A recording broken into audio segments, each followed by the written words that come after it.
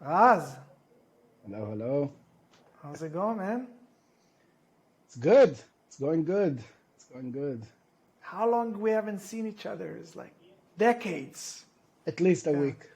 yeah, like Wow, maybe like 25 minutes. yeah. Yeah, awesome, awesome. So, welcome to the Local Service Mastery Podcast. Today, every time we're doing something a little bit different. We brought in some industry experts, but I want this program and this podcast to be basically an overview and a manual for every home service business out there, not just to listen to the experts and consultant and coaches out there where their value is, much needed, but also to, talk to the business owners themselves. So tell me about your business. What do you do, man? Well, first of all, I'm honored to be on your podcast. I'm so I have a locksmith business. I've been in this field for many years. I worked in different companies. In between, I left that and I had a landscaping business for 10 years. And then about 5 years ago, Hold on. This is not the TLDR version. Okay, you had the landscaping business for 10 years. 10 years, yeah, Where, in Toronto. okay, from like between which years? 2006, 2006 to 2016, 17. Okay, and how did you get involved in landscaping? Honestly, it was the stupidest story. I was doing locksmithing in Toronto, and my buddy came to visit from Israel, and we were sitting drinking some beers in a pub, and we saw on the grass across the street 5 guys planting one tree with a tractor, and we were like, "Dude, we could do that alone without a truck. Like this is ridiculous." And then he's like, "Yeah, we should open it," and I'm like, "Yeah, in a year and a half." And then I went to India for a year, and before I What came did you back, do he in sent me. India for a year? Wait, your I life story is interesting. Okay. What did you do in India for 1 year? I bought a motorcycle and I just traveled around for a year. Amazing. Yeah, Amazing. was amazing. It was. How old were you? I was 20, probably 4, Got it. something like that. Got And it. then Got it. I had the best time. And my sister was getting married in Israel, so I had to cut my trip. And the scariest thing in the world for me was to come back to Israel, Yeah. right? To just Yeah. kind of. Yeah. And then I get an email from my buddy that sat with me in Toronto, and he's like, "Dude, I'm serious about the landscaping business in Toronto. Where are you at? What do you say?" And I'm like, "Sure, let's do that. Come on." This was Manali, right? I'm sitting in Manali in an internet cafe. Nice. And I'm like, "Yeah, let's do it." So I got back to Israel. I did the wedding. I went to England for 3-4 months, worked there to get some money for the landscaping to open. We What scratched did you each do in other. England? I was just like a driver for, what's their name? The guys that push the trolleys in high streets. I have no idea. Peddlers, like street peddlers, right? They would sell pashminas, like the What is that? scarves. Okay. So, and I would drive the truck and bring like merchandise and whatever. I drove all of South England. Every day I would do like 600 kilometers all over there. It was awesome. I loved Damn. it. Yeah, it was perfect. I loved it. London was amazing. I lived there I almost stayed there. I came for three Yeah, months to London make is some a money. cool London, especially back like like what is it now? Like a decade ago?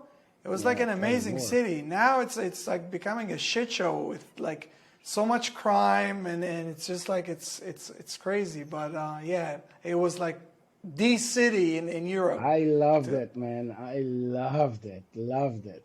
There was Yeah, always something happening. You go to the street and you're like, you go out for a beer and you find yourself in a party in a random house somewhere. It was just like, it was right, nuts. right. Okay, Um, so from there you like you saved up some money in London, and then you flew to Toronto. yeah, it was it was January of 2007, and we started like we each saved up about $5,000, right? Everything we had, Yeah, everything. yeah. And we bought a beat up truck and a beat up trailer, and we worked on that, and we kind of make it work, put the blower here and the trimmer there and this and that. And mid-February, minus 30 degrees, we're going and handing out flyers, one house by the other, like minus 30, you're freezing your ass up.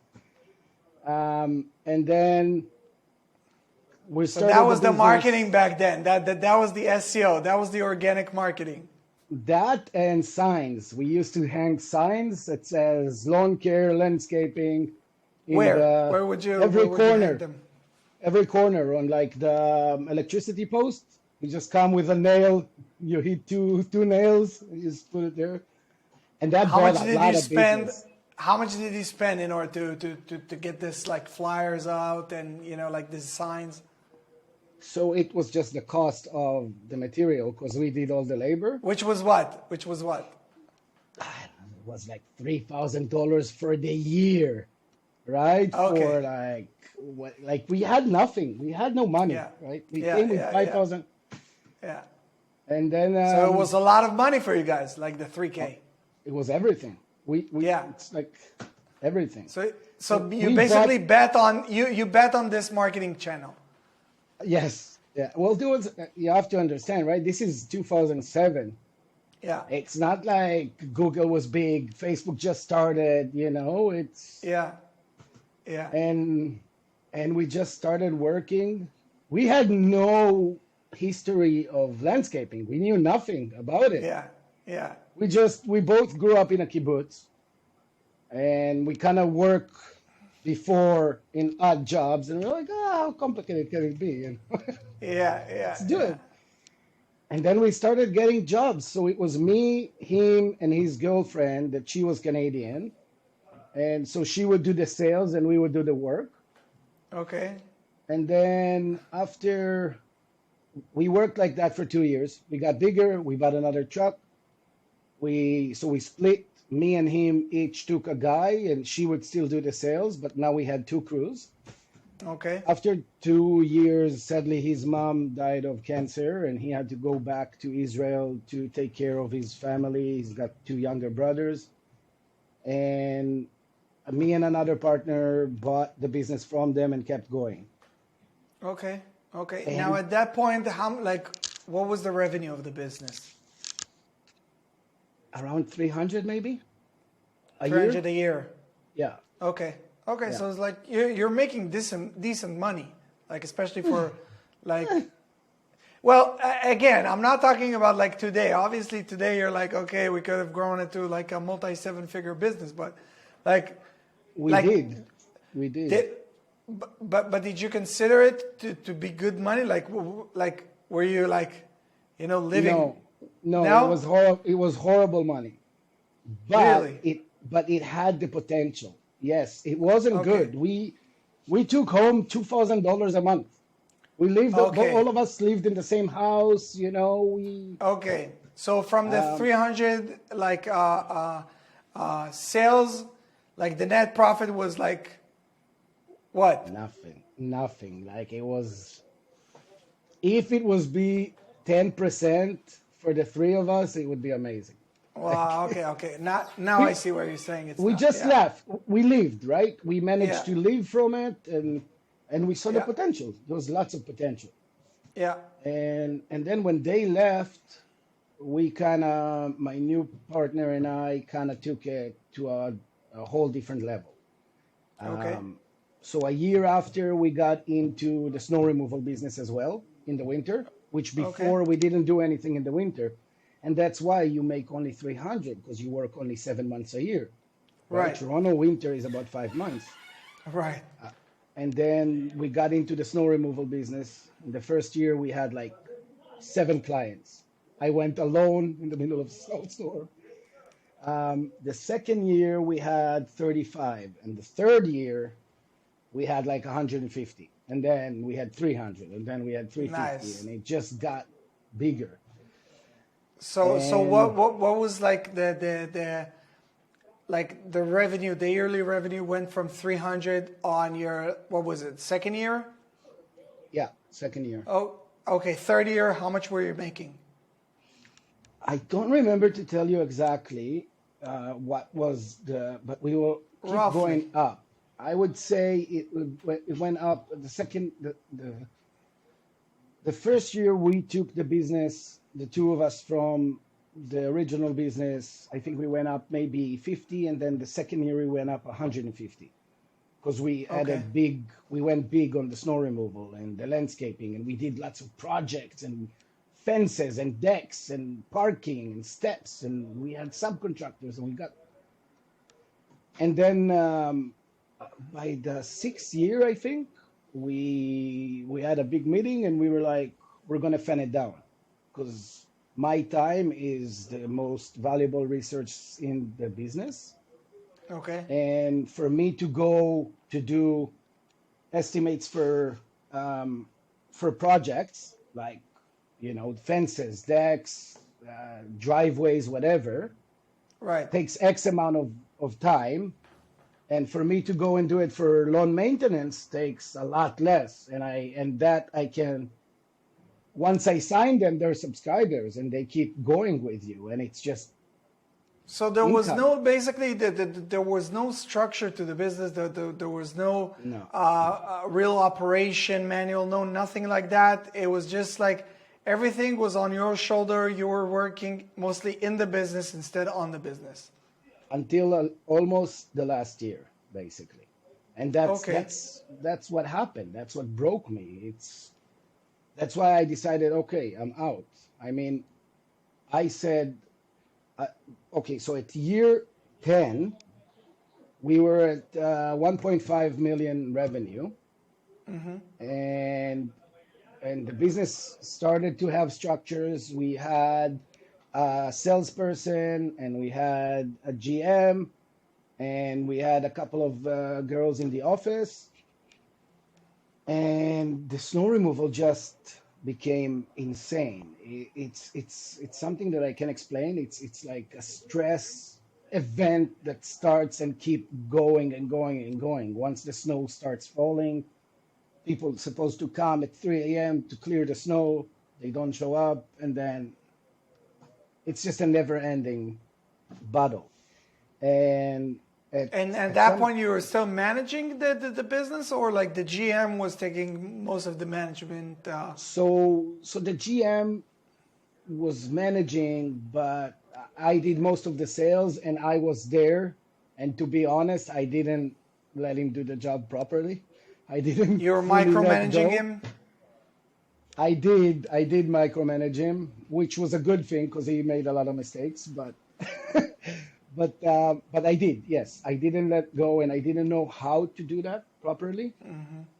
And What by was doing that, what were like the three things that looking back you're like, okay, if I would have done it all over again, these are the things that I would have done differently. three, I have million. Okay, let's start with three. The top three. So top three would be training. My training, which I took quite seriously at year 8, for new guys, was lacking. It wasn't good. So just for example, 1 year, I don't know if you guys have it in the States, but it's called a T4. It's like a tax form for your employee, right? Okay. That you issue every year. I issue 120 a year, and I had a Okay. crew of 16 people. So the turnover was just insane. Yeah. So and I blame myself for the lack of proper training and also Right. the lack of proper screening of the people you hire, which Yeah. is it's huge. So I would say screening of the employees, it's number one of the list. It's better How not would to you hire. screen them better today? For instance, with your locksmith business. Well, I would get down to the core of who they are as humans before what they come to do for me as a job. Yeah. I wouldn't I wouldn't spend the time of looking for someone experienced at all, and that's what I do now in the locks meeting. If somebody comes with experience, I for the most part I would not want to hire him because he brings a lot of bad habits with him. Right. Right. I would prefer to take someone who's a blank slate and I will mold him to the way I want him to do the job and the way I Yeah. want him to talk to clients and everything. Yeah. But at the core of everything is really how good of a person you are. And if you're good, I want you on my team and I can grow you and we can grow together and we can work together and everything's amazing. Yeah. You know, it But reminds me yesterday, like I went for a walk. Like my days are kind of insane right now, but I finished my day at around like 10:30 and I went for a walk and I'm right now listening to the E-Myth where you know, we talk about it on our program. yeah, And there's this one part that he mentioned that he went to an hotel, I think it was the Venetian, and just his experience was the best experience you could ever like ever dream of, like when you're going to an hotel. And when you talk to the what was it, like receptionist or one of the managers, asked him about like the process and what's his background in hotel management, and he said, "You wouldn't believe it, but 3 months ago, I was like my only experience was visiting at a Holiday Inn once before and on a trip that I went to. That's it. And when I came here, I learned everything from scratch, and everything has a manual, and everything has like it goes down to such a tiny details that it's almost impossible to go wrong. And if you go wrong, it means that you're not following basically what's being told. But yeah, it's like it exactly like you said. It's you don't necessarily need to have the most experienced employees in the world. On the contrary, a lot of them are coming with a lot of bad habits that they gathered along the way. And so instead of it, what you want to do is you want to find good people who believe in and you, train them. Yeah. and train them the way you see fit. But I gotta be honest, it's not that easy. Because Of course. a lot of the time, what happens is that you don't have even the like. If you go do sales and you do this and that, you don't have time to do the training, and then you're looking for Correct. someone good to take over the training, but you don't know what his training is like. You know what I mean? Yeah. So you get into the same kind of and I think the biggest difference to me in the locksmith business is that first of all, I'm an amazing technician. I know Yeah. my shit. Exactly. I Exactly. know my shit, Exactly. and I'm not the best in everything. Yeah. Definitely not. Some guys that work for me are better than me, Yeah. but I understand the business to the core. Right. And it doesn't matter the type of job you're doing, but once you understand the core principle of everything, you can operate it. And I think in that I'm a Absolutely. lot better than what I was in the landscaping. Right. And it goes back to people who jump on a discovery call with me or one of my reps, like, yeah, I have a guy that does this. Should I know how to do it myself? I'm happy with him. Well, first of all, if you're asking this question, you're not a good fit for the program. But second, it's you as a business owner, in order for you to manage people in the best way possible, you need to know what the hell you're doing. Otherwise, you'll get run over, you'll get scammed, you just won't get the best output from your investment, whether it's in an outside marketing company or an internal employee that takes over, the marketing side of things. So first of all, you need to master it, and only then you can delegate it into other people. It's hard to master everything, but at least you got to know enough, I think. Yeah. I believe in Avishai Avraham. Is like the founder of Wix.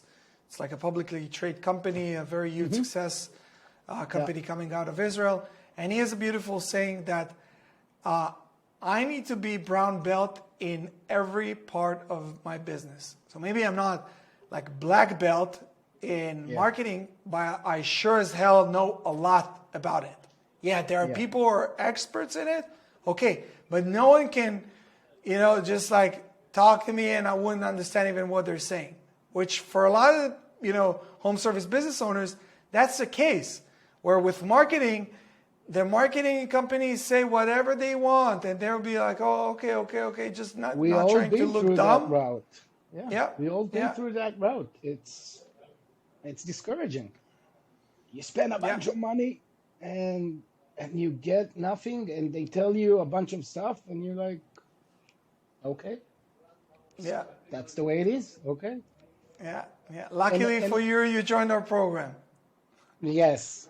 Luckily, I think the program, I told you this before, I think it comes to me in it's not just the information is amazing, but I think it come to me personally, it came in a time that I've been sitting on this for 3-4 years, and the program came at the time that I exploded and everything kind of, how they say that when you see the mushroom head, that's just the tip, right? And there's a whole system behind it.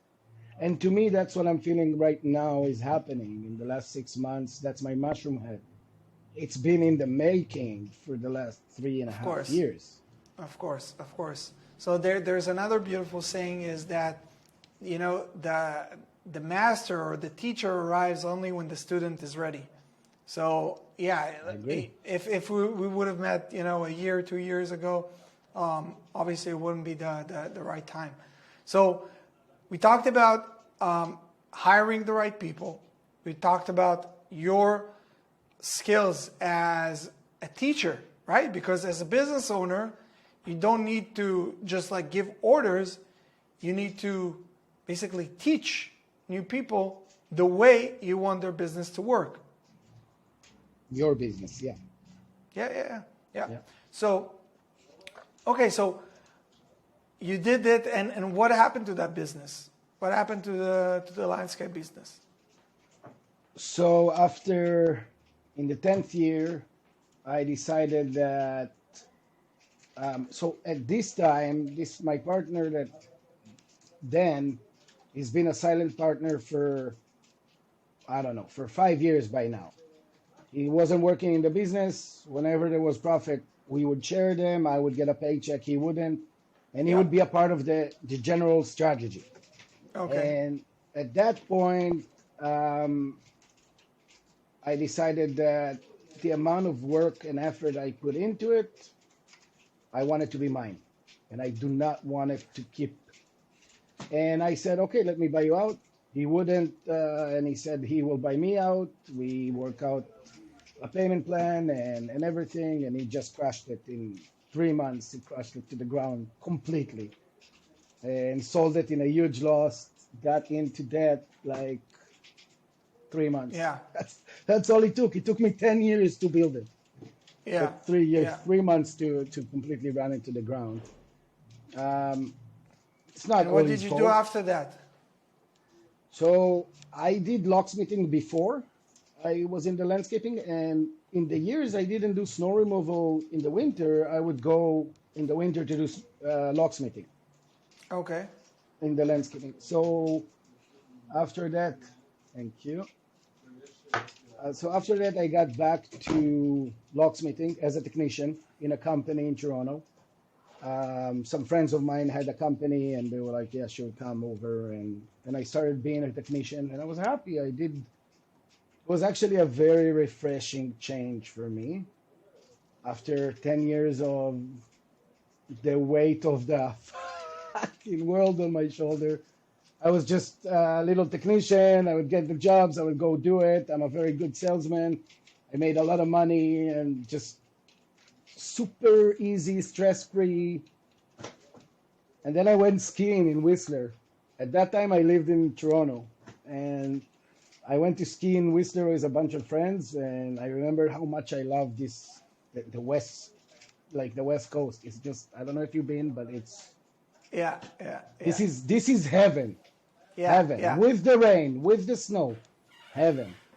yeah, And as soon as I got back, I came to the guys there. I was like, "Do you guys have anything going on in the West?" And they were like, "Yeah, the guy that runs the locksmithing there now is not doing a great job. You can go and see what's going on." So 2 weeks after, I packed up my house and my dog, and we drove across the country, like 5,000 kilometers in the snow. It was like 5 days in the snow. You can see 10 meters ahead. You're Yeah. doing 90. This is like a whiteout in the middle of February. It was insane. yeah. 90 for the American listeners is what, like 40, 40 So like miles per- 60 probably. 60? Right? Yeah. Okay, Yeah. okay. And you're feeling like you're flying, Yeah, right? yeah, yeah, You're in for a sure. whiteout. You can't see, like there's nothing. Yeah, But that was one of the nicest rides I've ever done. Like across the Rockies, and it was insane. for sure. And then for sure. and then I got here, and Here's where. here's Vancouver. Okay. And then I kind of worked for the other guy for about 3 months until I took over the business. He couldn't bother with that. He ran the locksmithing and garage door at the same time, and he couldn't make a lot of sense from the locksmithing. He just ran it. He didn't make any money from it. And I kind of took over, still working with leads from the company in Toronto. And after I took it over, within 2 or 3 months, we became from 2 technicians to 4. And What did you do differently this time? Like if you're trying to compare what you've done with the landscaping business versus. So there's 2 stages for this. The first stage was this. I took the business from him. Then I Okay. worked with the company from Toronto, and that was for Who about a year and provided a you half. leads? The company They from provided Toronto? leads, yeah. They provide Okay. leads. We do the jobs 50-50, Okay. right? At that point, all I wanted to do is keep it super simple so I can go ride and snowboard whenever I want with no issues. That's all I wanted in life. Yeah. And so the technicians had their own cars, worked only by commission, no hourly or whatever. And I got a girl that, like, I made it super simple. It was very automated. Like, if I wanted, I would do something, but most of the time, just kind of run itself. Right. I made decent money and it was okay, but I honestly didn't do much.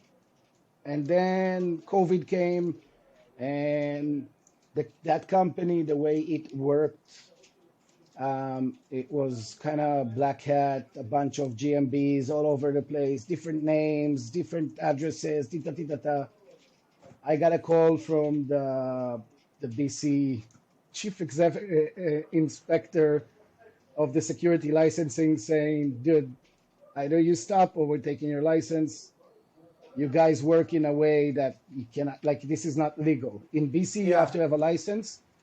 And in order to have, like, the company that grabs the jobs gets them, and the company that does them, both have to have a license. Okay. And they didn't. And that, Got it. I came to them and said, okay, this is the situation. We can change everything and do it under my name. Still with them. They knew what they're doing. They got a lot of leads. Yeah. But I'm not gonna give I'm up my not license risking. for Yeah, this. I'm not risking my license for it. Yeah, absolutely. And they were like, no, there's no other way. This is the only way we work. And I'm like, okay, so we're gonna part ways. And we parted ways, which I got a lot of backlash on it, but that's not for a year. Yeah. And then I started on my own, the new path, and then I really started working. Right? Until then, it was very easy. I got feed with a bunch of leads. I had technicians. I was just in between. And then when I started alone, I took a company. I paid a lot of money. They brought some leads, some not. You paid who? Wait. So you So took which company? I took Took a a company, marketing company? a marketing company, highly Okay. reviewed from Israel, blah, blah, blah, really good, really know what they're doing, have lots of locksmith companies all over the world. And all How of much my were you paying campaigns them? had, I think I paid for the management about 25 or 3,000 a month, Okay. right? And Yeah. my budget would be whatever, and they would take percentage out of the budget as well. On top of that? On top of that, yes. Oh wow. 'Cause These guys are serious. And because they came highly recommended, highly. Yeah. And I was like, okay, This is why how it's not? done. Yeah, why not? Yeah. Sure, it's my first time, my first rodeo. Yeah. Your first rodeo for sure. And they took me to a rodeo. They threw me off the fucking horse Yeah. in a heartbeat. Yeah. So 6 months later, I lost like $40,000 in advertising. Couldn't cover that. I didn't go into like that, but all the money I saved from the year before kind of went into that. Yeah. And then I stopped doing with them, and I started doing on my own a bit, and I started working with another company that gave me lead just for car keys that I did on my own. I had no technicians at that time, and I started working with them. And he's a great guy. You know him. I love him. He's something else. Yeah. And we kind of started working together. He saw that I'm trustworthy, and we work well together. And then I slowly got started taking more leads from him, more locksmithing, and then over time the doors as well. And just I kind of took over everything, his entire operation. Yeah. And while I did that, I got more technicians, but this time around, I would spend the time of training them with the car in the car with them, spending a bunch of time with them to bring them to where I want them to be, and to teach them how to sell, really sell, not steal, not grab somebody with a gun and like, I'll open your house in $500 and All right. but open it in $95 and sell him locks in $1,000. I'm good with that. Yeah. Just sell, Yeah. sell, don't steal. Yeah.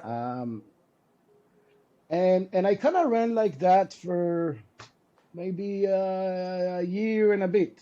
And at that point, how many employees were there in the business?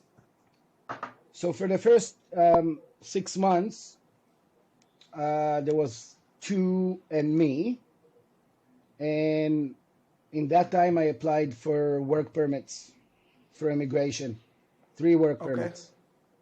And I got them in March. They started coming in June. And in June, we made a huge leap. So we've added 3 more guys. So now there is 6 technicians running in the city. Yeah. And that... And all your leads at this point are still coming from this one source? Yes and no. So when I stopped working with the other company, I have a really good friend that built a website for me, and he does my SEO. Okay. He's amazing, and I have not a whole lot, but we get a lot of organic leads. Okay. So at this point, I don't do any advertising. I just get whatever is organic. And I Yeah. don't do anything for the organic. He does everything. Yeah. The cut is I bring maybe 5% and he brings 95%, right? Okay. At this point, the guy from the other company. Yeah. And then in June, when we kind of got exploded, he ramped it up and he brought a lot more work. And at that point, I kind of started fiddling with it a little bit as well, kind of play with it a bit with a campaign that he built for me, Okay. and I started kind of play with it a bit, and it got some jobs, not amazing, but it got some, and then I end up in your program.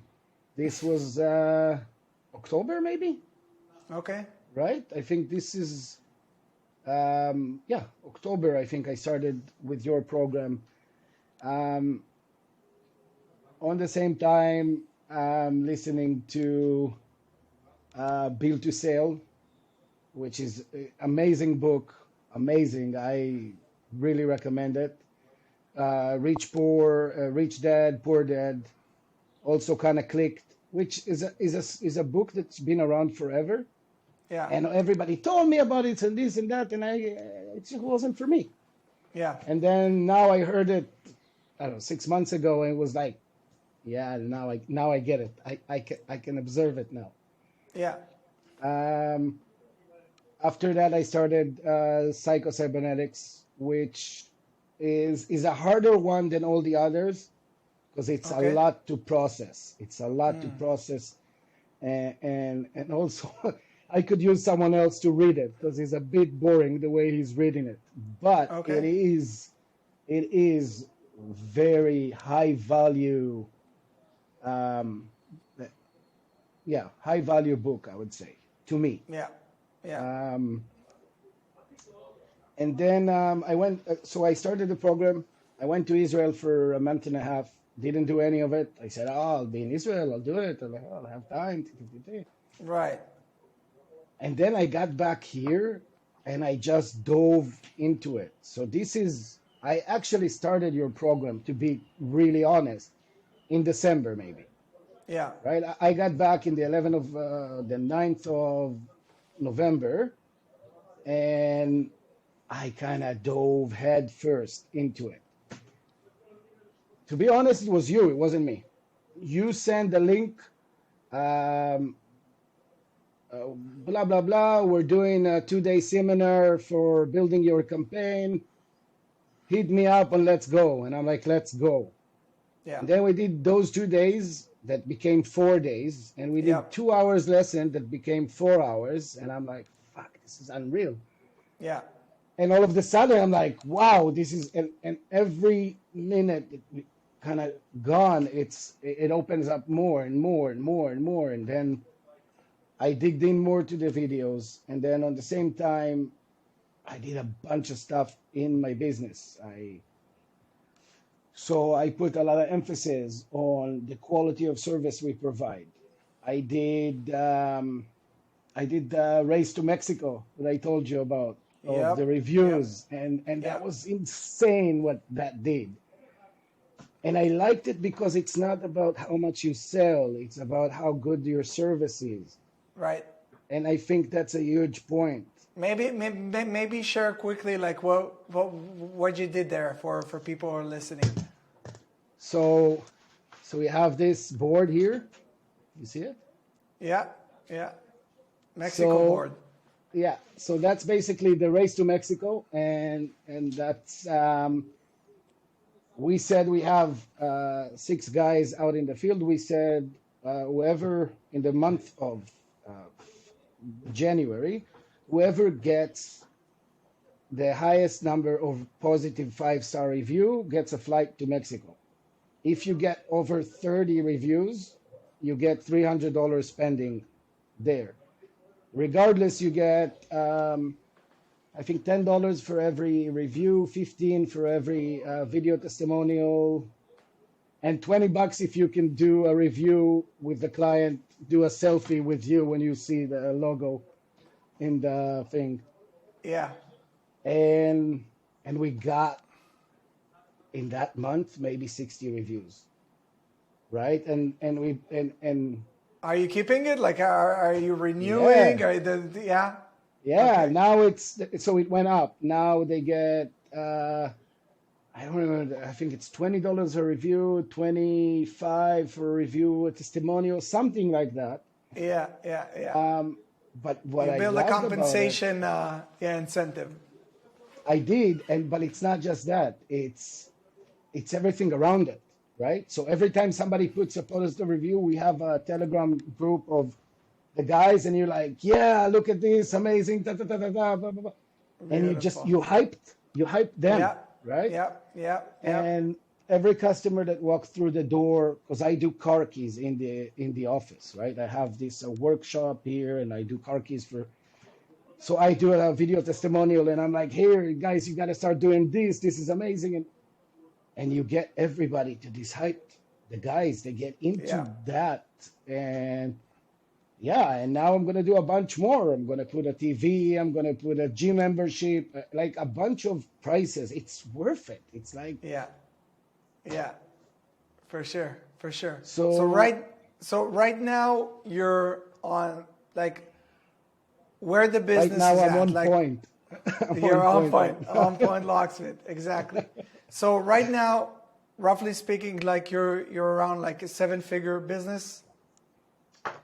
Yes, yes. Okay. We are, yeah, easy. Where do you want to get to? Like, what's your goal with this company now? That you're doing it your way, no partners.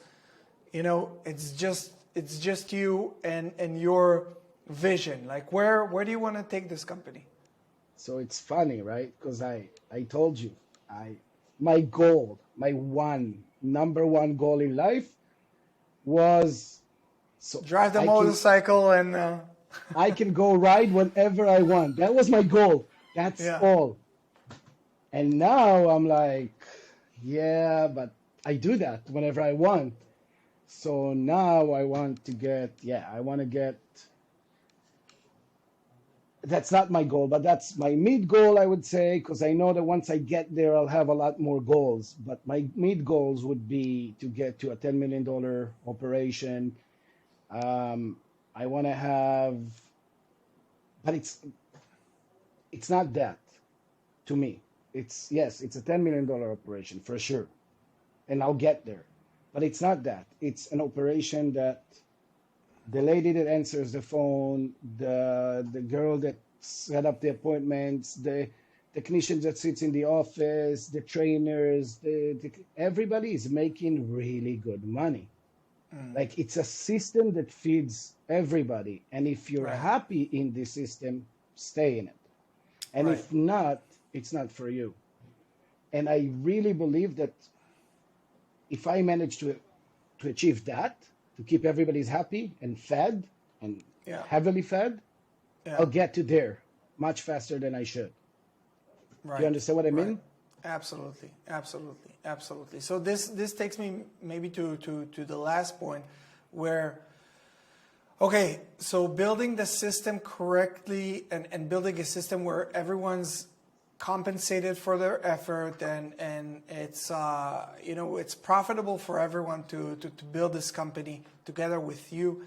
Are there like one or two tips that you would give people who are now just starting their locksmith or landscaping or whatever business? Like, what are the couple things that you would tell like the younger version of you?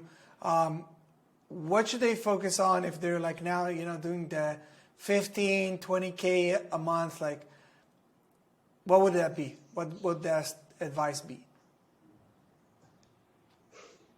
Don't sleep. You just gotta like Hustle. you gotta want it. You gotta Yeah. want it. Like, dude, so when I worked in the landscaping, right, in my business, it was my business, and my day started at 6 a.m. and finished at 10 p.m. That would be most of the year. Right. And when there's a snowstorm, I would stay up for 5 days working, and my guys would do shifts, but I would be there. Like, you can't, even now, even now, man, I start my day at 6 a.m. I have a coffee, I get in the car, and I come to the office. At 7, I'm here. Right. I finish my day at 8, 9, sometimes 7. When I get home at 5, I'm lost. I don't, Yeah. Yeah. I That's it. don't You're know. exhausted. Yeah, and I don't. You gotta be like, you gotta want it. You gotta be a workaholic. If not, it's easier to work for someone else. Let someone else run. I can, me as a technician, back in the day when I was a technician, I made at least the same amount of money that I'm making now. At least, if not more. Even as a technician, I hustled, but I had Right. quiet. As soon as I'm done work, I had quiet. Here, I have no quiet. Here, my Right. brain goes, and but yeah, if one advice, that would be, you gotta hustle. You gotta hustle. Right. I totally agree. I would add to it that it's not just the hustle, because the hustle is, maybe it's the fuel, but unless you build systems around it, you'll get tired, like you did with your, like with the landscaping business. So you gotta hustle, you gotta want it, you gotta be fully, immersed into it, like you like to say. But you also want to, and this is now my advice, you need to do two things. One, build systems around it. And second, find mentors and people along the journey to help you and guide you and support you, which for a lot of us, it's not going to be our childhood friends, and it's not going to be our family who might want 100%. the best for us, but they won't be the best people to give us professional advice. So if you can, 100%. pay people, pay them well, to have them on your team. And each one, you can have a finance coach, you can have a marketing coach, a sales coach, an operation coach, whatever it is, to help you build a big enough vessel that you can basically, you can sell the oceans.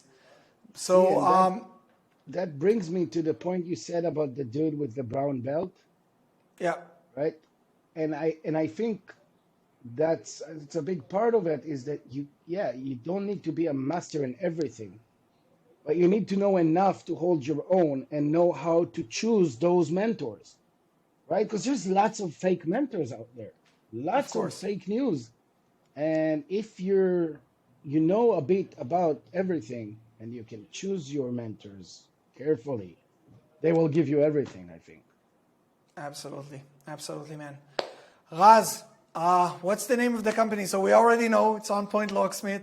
On Point Guys, Locksmith. if you're in Vancouver and you ever get stuck, you know who to call. Raz, thank you so much for sharing with us your journey as a business owner. And I think it's been a pleasure, even for me as your coach, learning some new stuff that I didn't know before.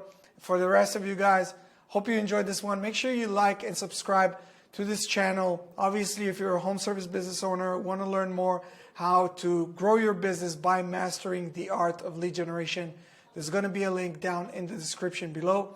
And I'll see the rest of you guys here next time. Peace. Thank you, Raz. Thank you. Cheers.